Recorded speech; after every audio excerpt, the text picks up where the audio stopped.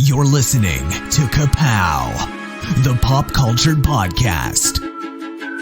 Comics, television, movies, and more. If it impacts fan culture, we have something to say about it. And now, your hosts, Jordan, Cliff, and Seth. Hey everybody, welcome back. It's Ka-Pow, the pop culture podcast. We're glad to have you. My name's Jordan Lowe. I'm Cliff Barnes. I'm Seth. So, and in deference to the Queen, we have taken a month off in mourning. Hope you were able to get through that traumatic time in our nation's history without us. Actually, we've been just traveling and some eventing and some been leaving the house on the road. Yeah. Yes, indeed. You started it all off. Yeah. First thing was the Mothman Festival, Point Pleasant, West Virginia. I think it was the 20th anniversary. After they had to cancel the last 2 years. I think it's been this was going to be the 20th anniversary 2 years ago. But this thing is enormous, ladies and gentlemen.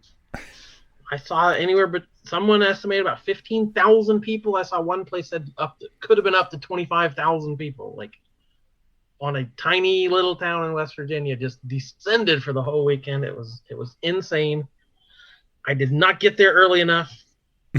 I was still setting up the table. I was literally everything I laid on the table as I was unpacking the boxes. Is this for sale? Can I get one of these? Like, I made more sales before the table was ready than I've made it a normal show the whole weekend.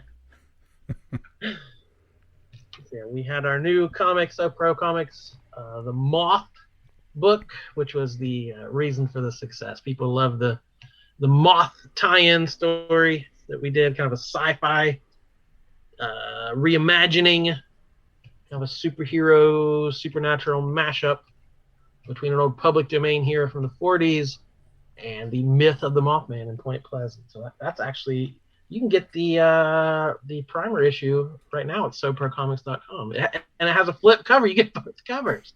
Both Imagine covers. That. 2 covers on the same book, and you get them for $5.99. You don't even have to specify when you order it. Nope. You get them both, because that's just how it works. I thought there was going to be a variant or something. I've not heard anything about that. Legally speaking, my lawyer advised me to not say that.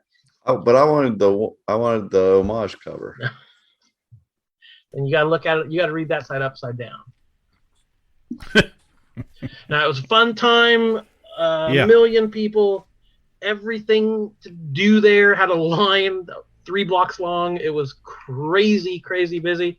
And Sunday wasn't much slower. Normally, Saturday on something like that is a huge day, and then Sunday's a lot less. Sunday was more manageable, but it still had a ton of people. So if you're into that stuff, it had, you could go tour the museum. You could go, they had hay rides out to the TNT area where all this stuff happened. They had speakers there. They had tons and tons of vendors selling books and art and all kind of stuff. So it is quite a weekend, and it has grown exponentially, and it was our best show we've ever had by a factor of about 10. So, just got to work on that parking situation. Yeah, so it has less parking than Marietta, and drops a whole metropolitan city. Just wants to come join for a weekend. Bring a dolly with you. Right. You got to haul all that merch away. So that's really good. I'm glad you guys did well. It maybe next year Michael can go too, and you guys will even double your profits of this year's show. I'm getting there at 6 a.m. next year. Yeah, you said you had to drive both days because you couldn't find a hotel anywhere near. Well, it's just not worth. The nearest hotels are like, try to stay in Athens or Wheeling or not Charleston or something. For people coming halfway across country, that makes sense. But it's just an hour drive. No big. Right. No reason to stay another hour away. Yeah. So, but yeah, then after that, we Jordan and I took a day, went to the Cincinnati Comic Expo. My first time to that event. So it was a lot of fun. Big show. Lots of celebrities. But the main reason we went was so that we could see or meet Larry Hama from G.I. Joe. That was our big goal. First thing we did as soon as we got there. No prison can hold Cobra. Is there a prison big enough, strong enough to hold the Cobra Commander? He's the enemy. He's escaping. He's the enemy of G.I. Joe. G.I. Joe.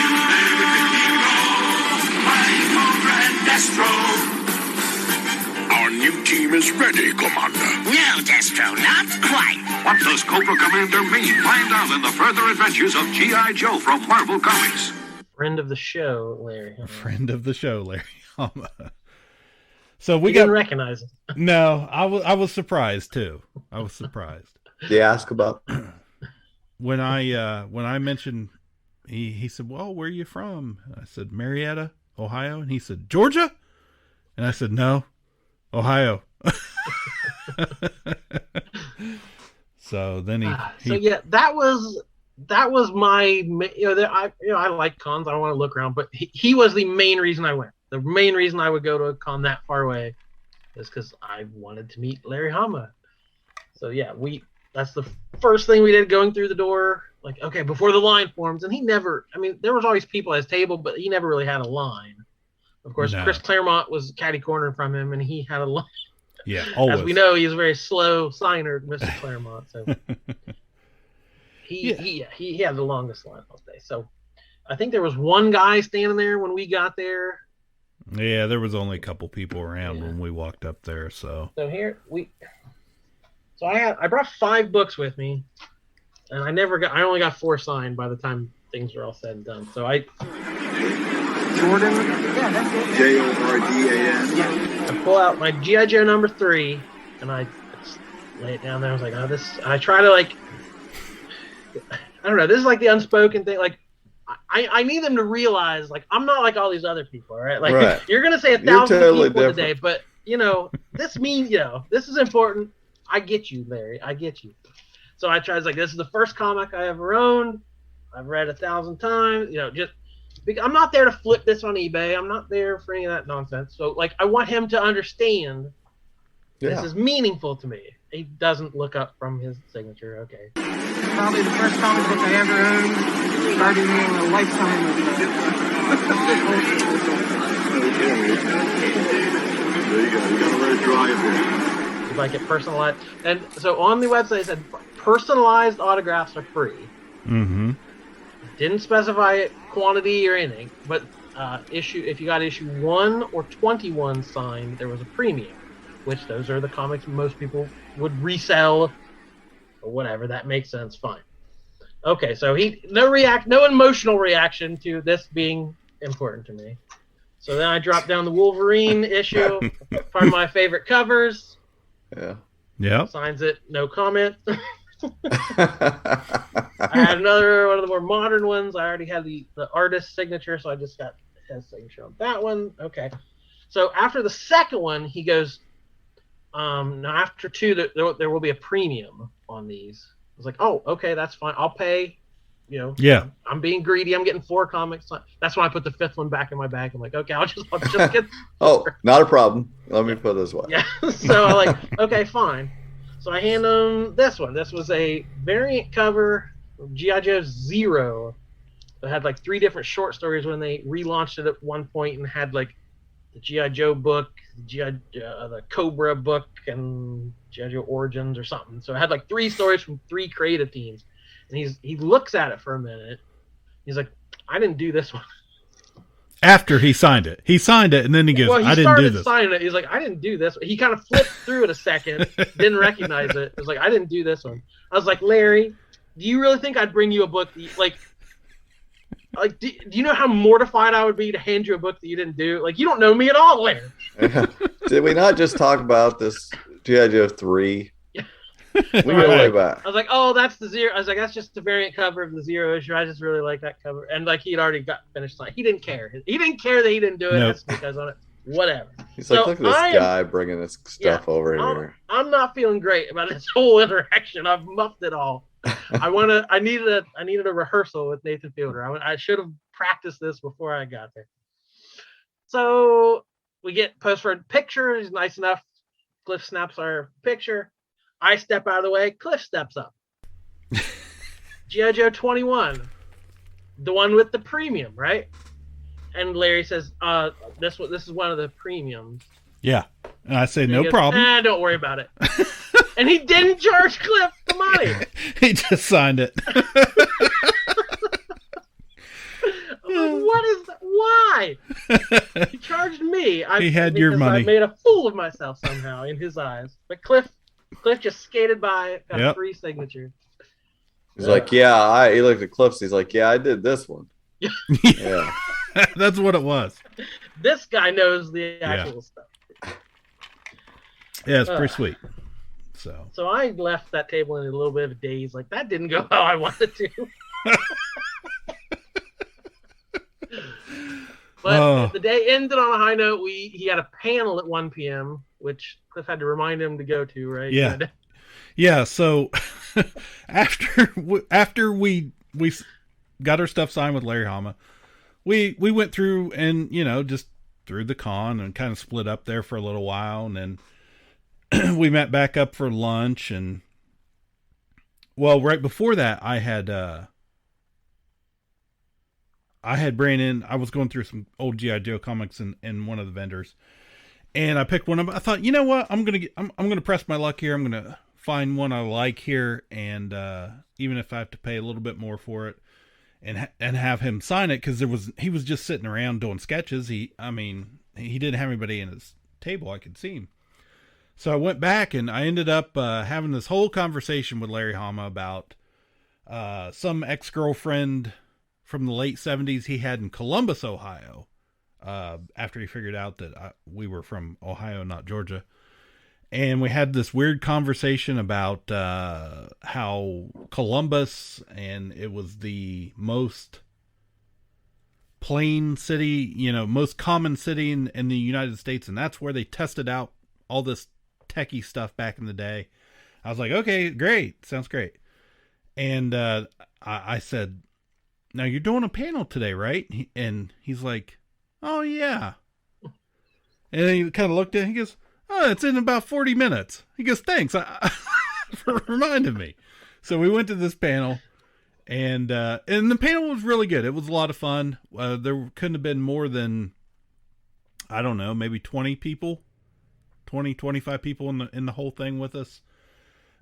So it was more or less just him up there telling stories and talking. I don't know what the panel was even originally supposed to be about, but I think it just said a Larry Hama Q&A. It was just open, to whatever. Yeah. But it was neat and interesting, and he dropped a lot of names there, and his career is like, I apprenticed under Wally Wood and worked in a studio with Neil Adams and met Frank Miller when he was 18. Like, he's been around, everyone in the industry for 50 years. So. Right. And at one point, towards the end of the panel, he made a comment about people, handing him stuff and that he didn't do for him to sign. So we got to. Is there anything? Somebody asked me, like, is there something under the radar that people don't ever ask you about? And he's like, I don't even remember the stuff I did, or half the time I don't even remember if I did it or not. So like, I know that firsthand. Yeah, we got a laugh out of that. So, but it was good. It was real good. I had a lot of fun. There were a lot of vendors out there. Pretty good variety. Pretty good mix of different things. I felt like the show was so big, I didn't even see it all. Like, I made a couple rounds through it, but it was just, there were booths everywhere and tons of people, as you're trying to snake through them. And again, on a Sunday, we went on Sunday, which should have been the more casual day, but it was, I would walk, okay, I'm going to go up this aisle and back down the other side. And it's like, I get halfway and like, I can't even get up this aisle. So I'll go that way and then come back around. So I don't know if I got to every nook and cranny or not. I doubt it. Right. Exactly. So, but it was good. I don't know. Is there anything else that I missed that happened? Well, I ended the day. So they asked if there were any questions during the panel, and nobody raised their hand, so they just went on talking. I was like, I should ask a question. I was like, I need to redeem myself after this awkward thing.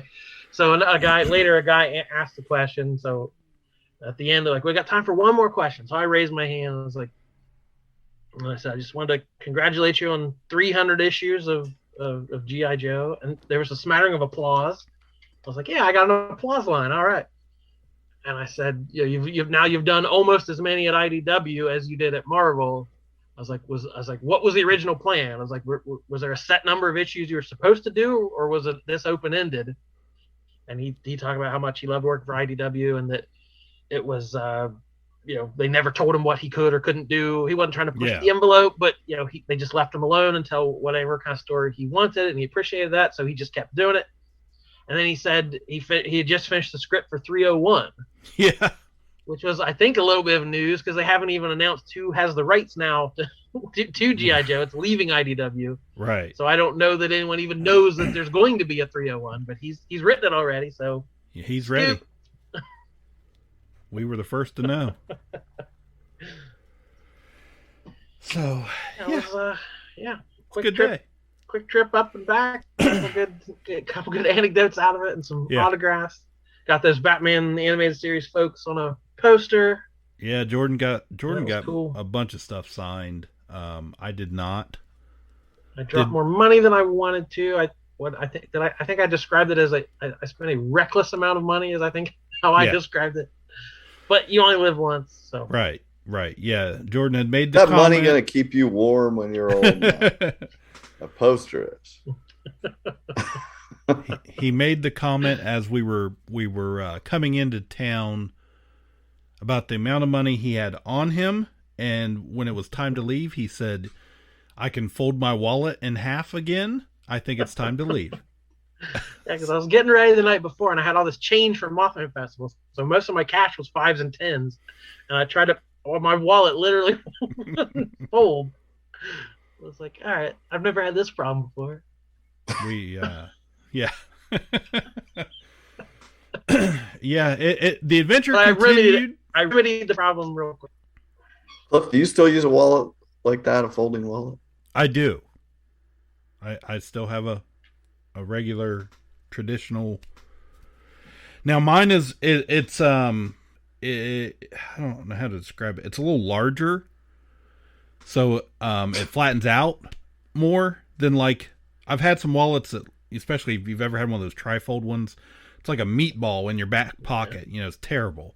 So I've got one now that's a little bit larger, so it folds flatter, and it's not as uncomfortable. But yeah. So I've always, for the past 15 years, I bet I've just carried a one thing, just whatever. It doesn't fold. It's just one little rectangle that I put in my front pocket with my cards in it, and it's so much easier to sit down. And I think that's my issue. Occasionally, I have a few dollars in my pocket, but if I have to carry, some cash, I have a money clip that I'll get out of the drawer. But usually, I just have cards in a little nothing wallet. It's very freeing, and I never have to worry about anybody trying to grab it out of my pocket because it's in my front pocket. Yeah, see, I think that's what, I don't know if I could get used to that being in my front pocket. Oh, it's so great. It's just always been, just right there. And I don't know, mentally. It's just a thorn when you sit down. Well, that thing in your back pocket. It's a weird, I'm constantly like, I check keys, phone, pocket, wallet back here. I do that all the time. And if something is not where it's supposed to be, I kind of panic a little bit, It's just like a weird habit I have now. But I constantly, even when I'm out in public, I'm like, keys, phone, wallet. Okay, I'm good. But yeah, it's weird. So I'm trying to emasculate the wallet industry. Yeah. Apparently, that's what Fox News would. The headline would be that I'm taking away men's wallets from their back pockets. But yeah, the last little thing I would say is we had a little experience at a Red Robin. Jordan and I did. It's one of the strangest dining experiences I've had lately, or for a while. And we stopped at a Red Robin because we were feeling good, get something to eat, and they sat us at this tiny little table. Well, first they told us it'd be 20 minutes to a half hour. The parking lot was empty. It's like, we're tired of looking, we're tired of driving around, but we're just gonna sit here and wait. The place was half empty. There were literally 30 empty tables, and they made us wait 15, 20 minutes. And then when they did, automatically we're a little bit off our game here. Yeah, they put us at this tiny little table. We probably waited 10 minutes waiting on somebody to come over, and then the waitress was fighting over whether or not it was her table or not.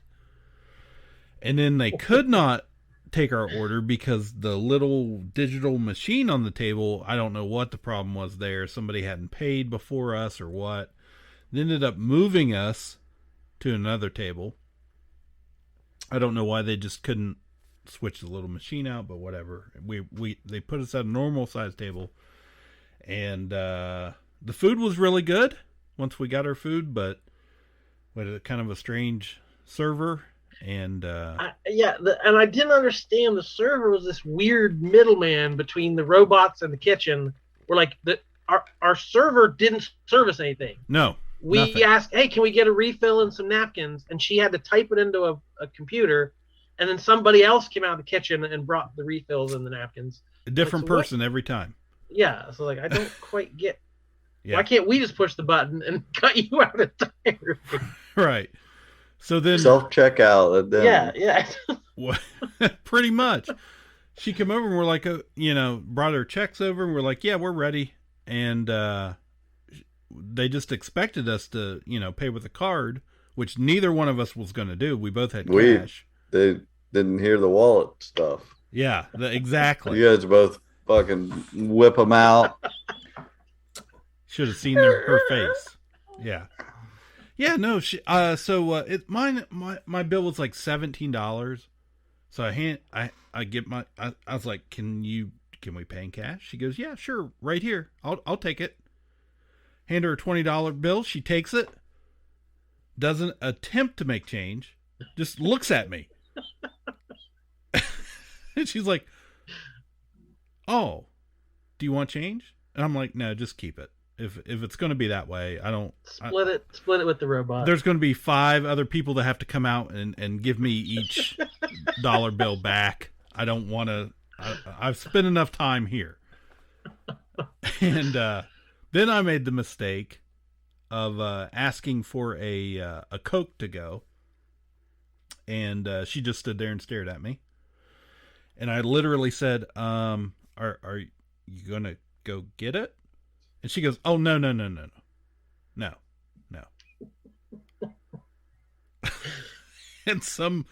she said something about, we have people that do that or something like that. She was paying them to do that for her. I don't know. My people have people.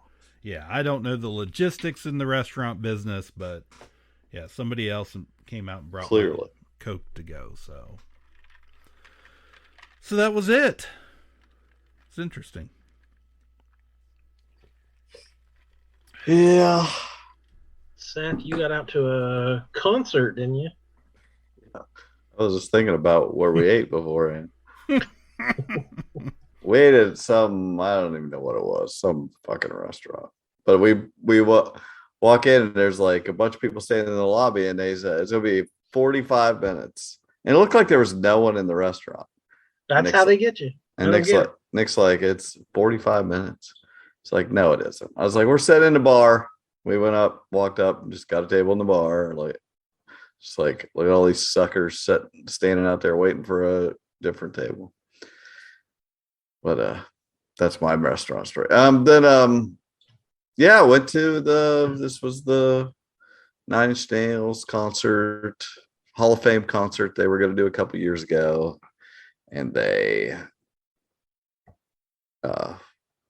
was all centered around this final show at Blossom in Cleveland, and it's freaking great. They they were at the Hall of Fame the day before and had like most of the previous members over the years, touring guitarists and things like that.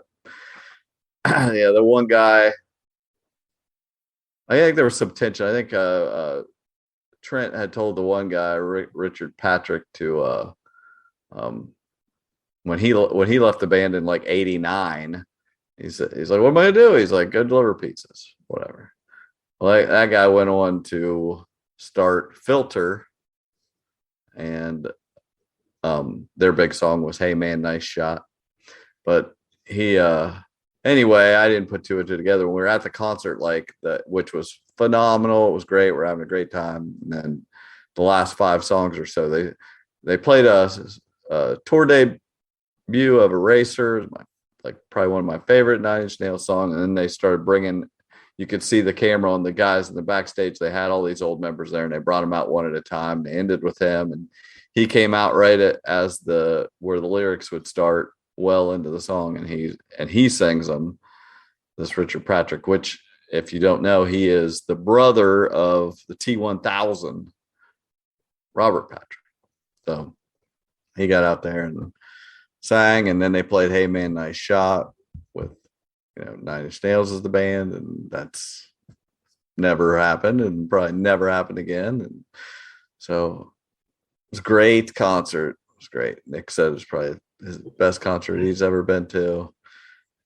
Which is good. And so this was making up to him. He said he thought he was a little young the last time. Yeah, he was 14. And then regretted it. Yeah, he was 14. I think I went in 2013 to see 9 Inch, and he was 14 at the time. And I just, it's like, I don't know. I wish I had just ended up taking him back then, but yeah, but I made it up to him. So that was good. I saw today they sent me something selling like commemorative things from that concert. I was like, I was there. I remember. I don't need a poster that said I was there. I'll remember. Yep, that was a good trip. Good times. Drove by some scary ass Halloween decorations in people's yards in late September. Bunch of freaking dolls and bloody things. Fucking dolls tied to the mailboxes. Bloody Elmos and all kinds of stuff. It's crazy. Yeah, you should go back Christmas time and see what they did. Oh, yeah, I should. All right, so that's our many adventures across the great state of Ohio. So why don't we talk what we've been watching lately? Should we start on Disney Plus? Had a couple big launches over on Disney Plus, yes? Always. That's good. To steal from the Empire? To just walk in like you belong? They're so proud of themselves. So fat and satisfied. They can't imagine that someone like me would ever get inside their house. Cassian Andor. The Empire is choking us so slowly. We're starting not to notice. What I'm asking is this. Wouldn't you rather give it all to something real?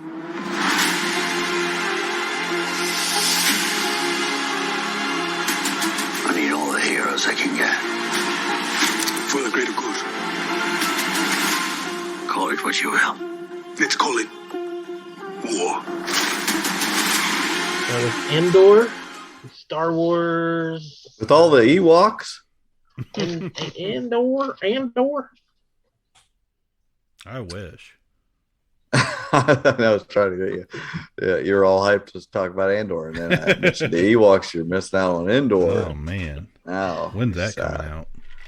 So as we speak, we've had 5 episodes. I'm not sure how long. I don't know what the total number is going to be at the end. You know, I meant to look the other day, and I forgot. Well, so we spoilers for Andor. At least the first 5 episodes. There's not a lot of. I don't have a ton of notes. There's not a lot of plot heavy stuff to get through. There's not a lot of cameos to talk about. Like, it's been a pretty simple story. That's not a criticism. For it me. runs to Thanksgiving. It's like 12 episodes. Okay. Oh wow, that's good.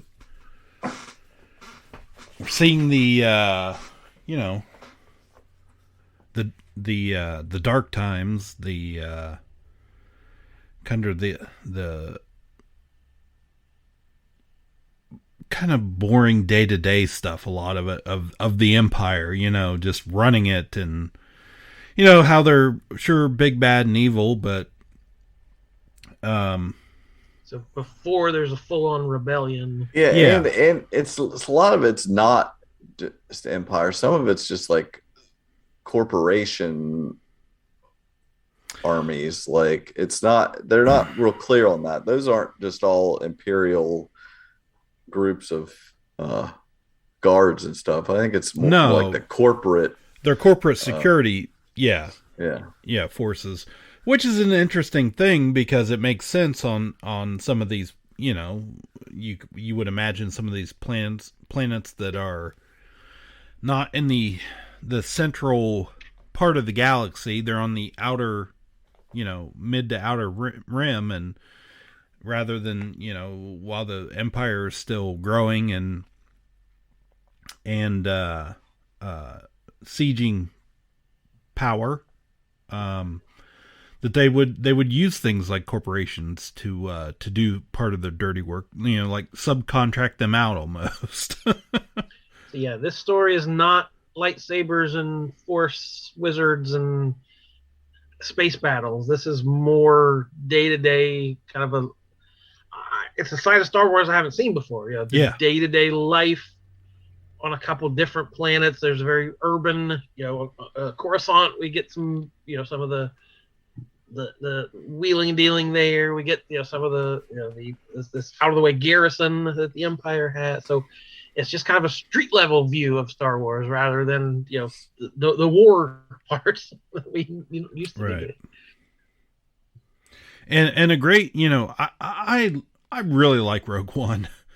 Even if it wasn't the final product of that movie wasn't what it was originally supposed to be, or whatever the original script was, I still really liked parts of that movie. And taking a character like Cassian Andor that was, you know, just had one movie, and kind of developing him, and we're seeing his history and how, you know, he came up through it and became a spy and a you know, a name in the rebellion. It's interesting. There's a lot of characters. A couple of those first episodes I had to watch twice to just kind of get a better feel of who was who and what their place was. But yeah, I've really enjoyed it. Without giving too much away about it, I'm thankful that it's going to be 12 episodes or whatever, because I feel like there's a lot of story to tell still, and we're just kind of getting to the really good part right now. So I get that does make sense. I saw somebody say they're basically like 3-episode arcs, like they dropped the first 3 on the first day it debuted. Right. So this we've had 2 episodes of build up to this robbery of the garrison. So if we do that next episode, that'll be a 3 episode. So like, I guess it seems to be the structure of the thing. And eventually they're gonna have to skip ahead. Yeah. I listened to an interview with Tony Gilroy, who was the guy that saved Rogue One and came in and fixed that stuff at the end and is writing all of this. And he's really good. They're so lucky to have him attached to this and like running it. And he's just he gives it that like all of this latest episode, just that it just feels so much more real and than anything I've watched of Star Wars in the last few years. I mean, I like Mandalorian and stuff, but it's all jokey. It's always got the jokey stuff, which is Star Wars. But I like this Star Wars too. Like this, very, very serious. Everything's serious, you know. And every character in this group of, you know, has some meat on their bones. You know, it's got a good, and they slowly are peeling back layers of people and making them real characters. Yeah, and like we get Mon Mothma, but that doesn't feel like hey, I recognize her. Like it's not just a reference. It feels like, you know, an important character. Yep. Well, yeah, and like you said, I think it's how each character comes about and plays a part, and because it's a pretty big story, I think in the end it will be, but taking, you know, people from Coruscant, the big city, those characters and how they're, you know, funding the rebellion onto these, you know, these vast far off planets that are being mined for the resources as the Empire does, and then the Empire will move on. But these, you know, these farmers or these dirt people that are, you know, taking up arms, trying to just win one little victory at a time, trying to gather information, trying to, you know, to play their part in the rebellion, and how each of those characters kind of, they interact and run into each other. It's an interesting thing. I really like it. I really do. So far. So it's a lot less starships and space battles and a lot more politics. Easter eggs. Yeah. A lot of Easter eggs. I'm a lot less. Yeah. I like the, just clean, gritty, slow pace, small stakes, small little things that build up to bigger things. And it's like that. I'm really liking it. I like the droid with the missing parts and stuttering, like the old, you know, the droid that's past its prime. He has anxiety. I like the Mothma, you know, the strain, you know, seeing her relationship with Mr. Mothma, whatever his name is. Yeah, that's Dad Mothma. Mr. Man. She's Mom Mothma. She's Mom she's Mom Mothma. He's Man Mothma. The one scene though in this latest episode, I feel like I've seen it multiple times in movies. Is like, parents gonna try to connect with the kid and do something, and oh no, you never did anything. Just don't worry about it. But you're off the hook. I was like, gosh, this seems so. I've seen this a million times. That scene kind of annoyed me, but I really like her. I really like that actress. Like, she's.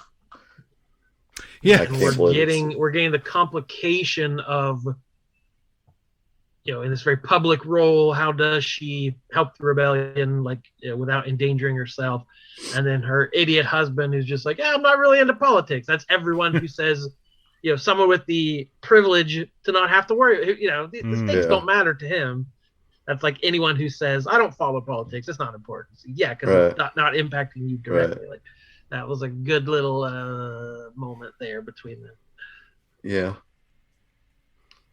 It's an interesting thing they've done, you know, when you see those scenes, you know, in the art gallery or whatever, and everything's so clean and pristine.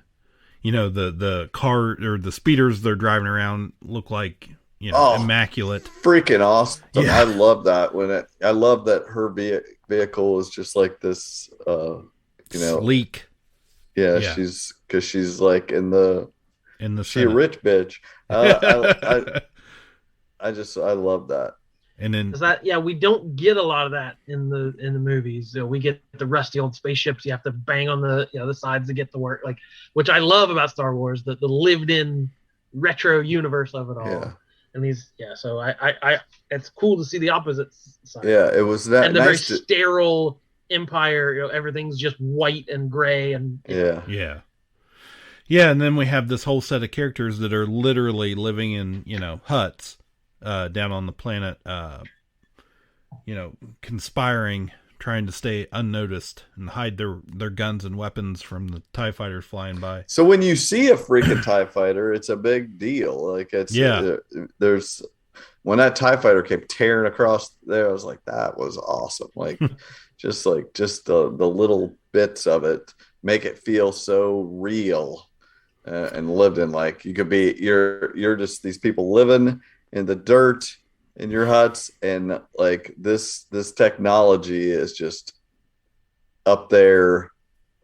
It's always there. It's like coming by to put the thumb down on you, and you can't combat that. I think we're going to get another one of those space monorail trains like in Solo too. So in that part of the thought that's the first thing I thought. I was like, this is, didn't we do this? Didn't we do a train? Okay, we're going to bring this back. All right, sure. So they're going to take it off the rails this time. But yeah, it's a good show. Like that you can eat your trick cereal with blue milk. That's a good, that's any corner of the empire, you can still get a healthy breakfast.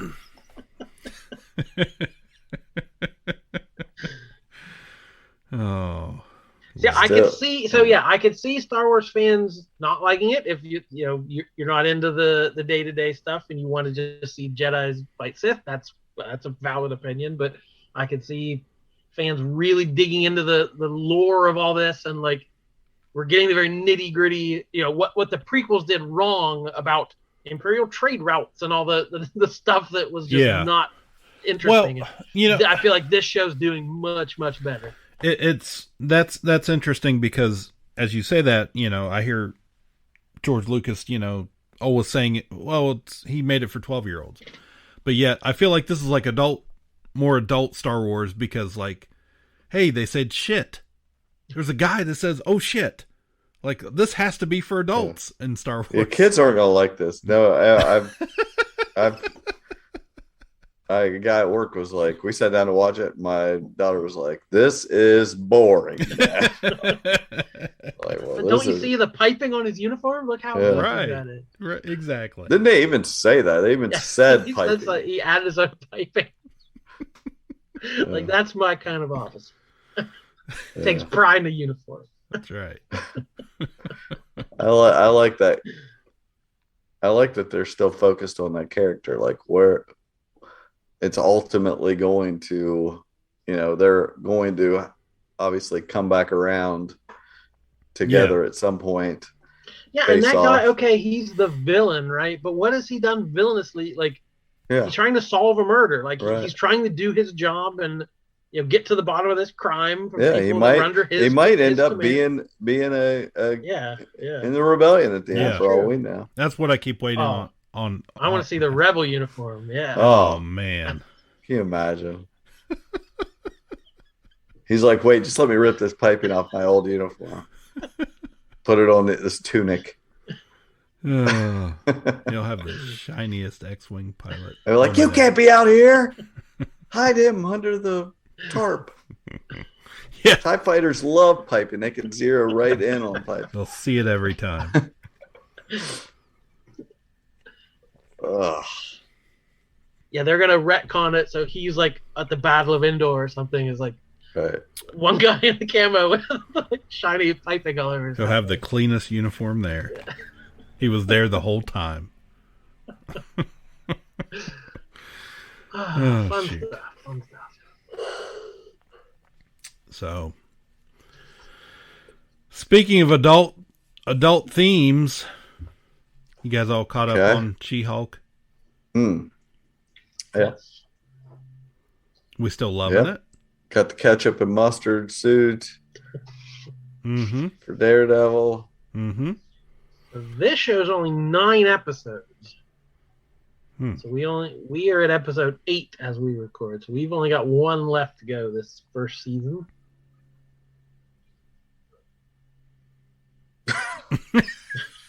Yeah, we are exciting. Yeah. No, I'll just do the episode. Okay, go through it. All right. So again, spoilers for She-Hulk. We're going to talk plot points. So episode 5 was the Titania copyright case, where Titania was using the name brand She-Hulk to sell makeup and nonsense. And we had to bring all her, Jen's all her old bad dates back as witnesses in the courtroom. So a parade of these losers she went out with. We tying in an earlier episode to make it make sense later. We met Luke, the costume designer they call the Drip Broker, who makes all these fancy suits for heroes, and is a bit much. He's a bit extra. And then at the end of that one, we saw the Daredevil helmet sitting there waiting to be picked up. So that was episode 5. Okay. We knew Daredevil was involved in some way, and they made us wait. We thought it was. Made us wait. Thought it was D-Man. We hoped it was D-Man. D-Man could still appear at some point. We don't know. We got an episode left. Never give up. All right, so episode 6 was the wedding, which she called a self-contained wedding episode. She's like, I know it's inconvenient, but so are all weddings, which, yes, that's clever. So, yeah, we had just teased Daredevil. It's like, nope, we're going to stop and go do a separate wedding episode. So we introduced Mr. Immortal on that one as kind of the B story, with the lawyer still back, at the office, going through his divorce case. He's from the Great Lakes Avengers. His character, every time he dies, he comes back to life, so he is immortal. Went out the window. I thought I was watching Riverdale when he did that. I thought of that swan too. Dive. He did that swan dive right out the window. It's like, hey, I've seen this before. That was good stuff. Titania was at the wedding. They had a fight there. And we learn about the Intelligentsia, the website for hateful man babies, where all the online hate and death threats are coming online. So Intelligentsia, that's a Marvel thing. It was a team of all the smart bad guys, so like Dr. Doom and MODOK and the Leader and all these super Hulk smart villains. Yeah. Genius Hulk villains all got together to be the Intelligentsia. So obviously it's going to be something different here. And these last two, there were no post credits for the last two. So the first 4 episodes, they set us up expecting these post credits scenes, and then they just stopped doing it. They just want to watch me fast forward through the end credits every week. How dare they?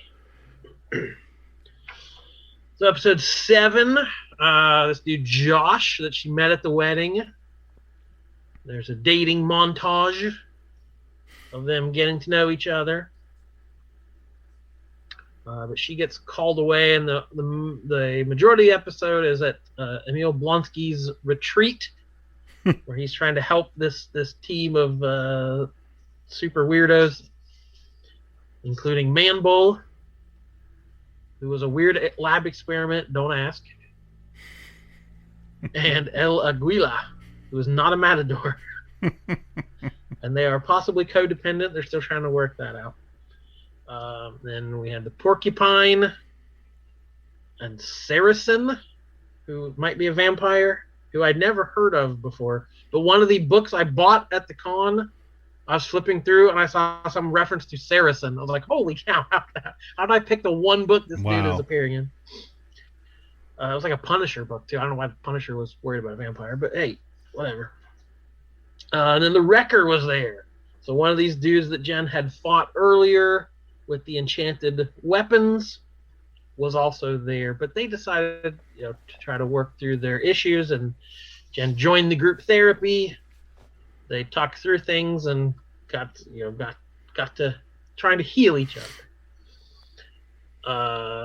So when she finally got to leave, Oh, because her car got damaged and she couldn't leave was the idea. They damaged her car. The tow truck was from Slott Towing Company, who Dan Slott wrote a long run on She-Hulk, early 2000s. So there's a little Easter egg for you. So when she gets back, we learn that Josh is not a good date. He's a bad Josh. He is actually the Hulk King, who was his avatar on the Intelligentsia website. And he stole her blood and cloned her phone and then ghosted her.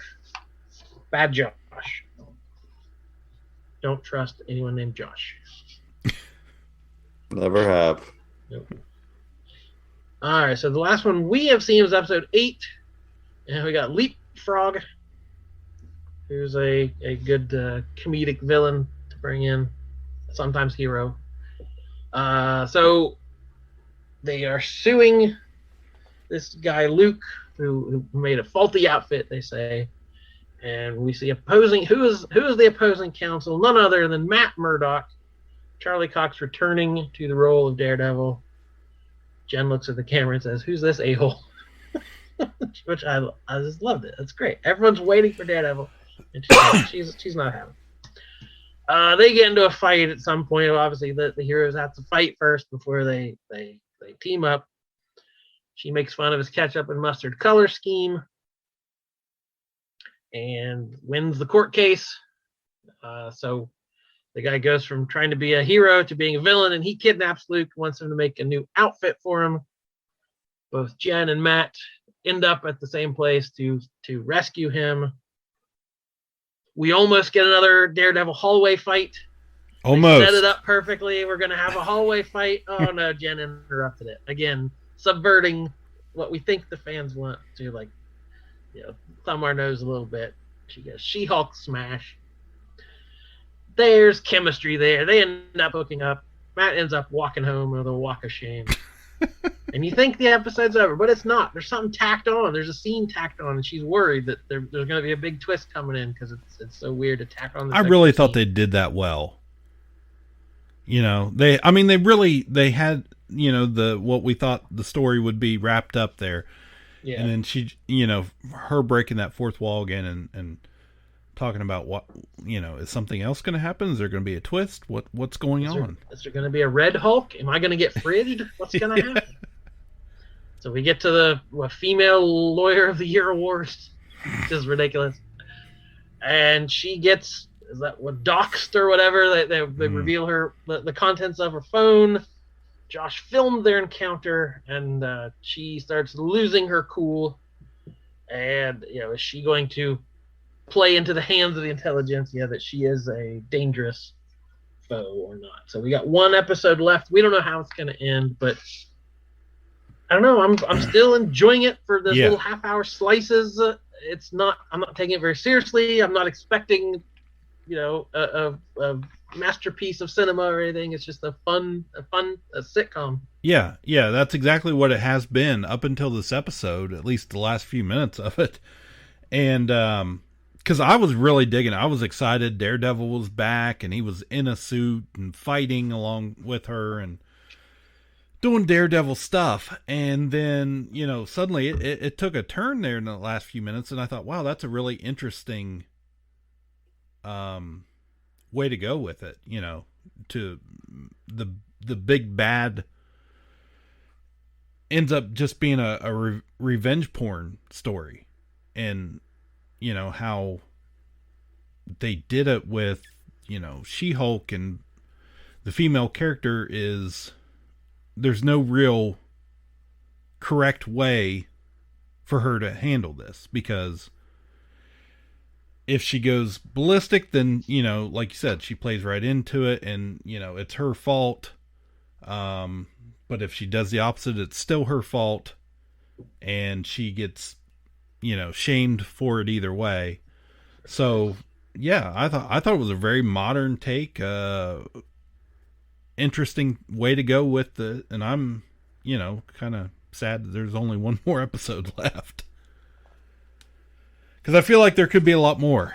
We're just now getting to the to the good stuff, to the the big villains of the show. We don't even know who it is yet. So really, we just see guys in masks. Yeah, I rewatched it was Incredible Hulk, whatever the 2008 one was, and that has the Abomination in it, who's barely a character. He's just a mercenary, then gets turned into the monster. And then it has the Thinker, who is only in it for a few minutes. That's the guy from what's his name? Tim Blake Nelson. So they tease that character does exist in the Marvel universe, and that's a lot of people assume this Intelligentsia was him, but it's like that's a lot to throw into one episode. Episode. That is if that's it. Well, it's weird. I think you can drop pretty much any character from Marvel into this show, and it's fine. But I'm wondering how we take Jen out of this show and put her in.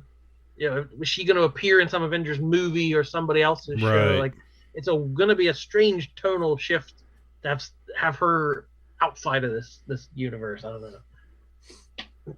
True. And they have confirmed Timothy Blake Nelson to come back as the leader, right? I'm sure. I'm pretty sure I saw that. I'm sure I've heard that, but I don't know whether that was. Yeah.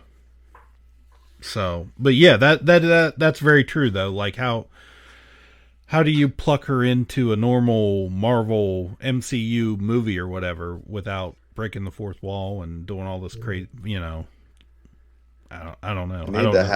They need to do a She-Hulk and Hawkeye miniseries. I think they'd be a good match. I'd be down for that. I don't know that they've done any of these series wrong so far. So whatever they want to do, I'm on board for at this point.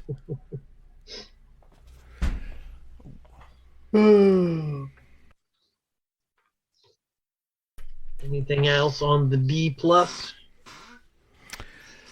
saw Werewolf by Night drop today. None of us have had a chance to check that out yet. That is the quote Marvel Studios special presentation. It's just they're calling it a movie, or I don't know what, a made-for-TV movie. I don't know what they're calling it, but it's just a standalone single thing. So I'm very curious to check that out during the Halloween season. No, I don't know that I've watched anything else on Disney Plus. Mighty Ducks is back, but I haven't checked it out yet, so no more Emilio. They've dropped in Josh Duhamel. So, but I'm sure I'll watch it. All right, then. So that will do it for this episode of KPP. Thank you for listening. Check out our Patreon, and we will be back soon with more television that's a month old. Yay! My name's Jordan Lowe. Cliff Barnes. South, bye forever. Ka-Pow, the pop cultured podcast, is intended for entertainment and information purposes only. Sounds, music, and clips played during the podcast are property of copyright holders. All original content is property of www.udownwithkpp.com. If you enjoyed this podcast, please subscribe and leave a comment. Ka-Pow, the pop cultured podcast, can be found on Apple Podcasts, Google Podcasts, Podbean, Spotify, and wherever podcasts can be found. You can connect with us through social media on Facebook, YouTube, at the Ka-Pow Podcast on Twitter, or email the show, Ka-Pow, the pop cultured podcast at gmail.com. If you really want to go the extra mile, join our Patreon at patreon.com/udownwithkpp for special content and access to Patreon-only benefits. We are grateful for anyone who chooses to contribute, but please know that most of our content will remain free. So please continue to like, comment, and share.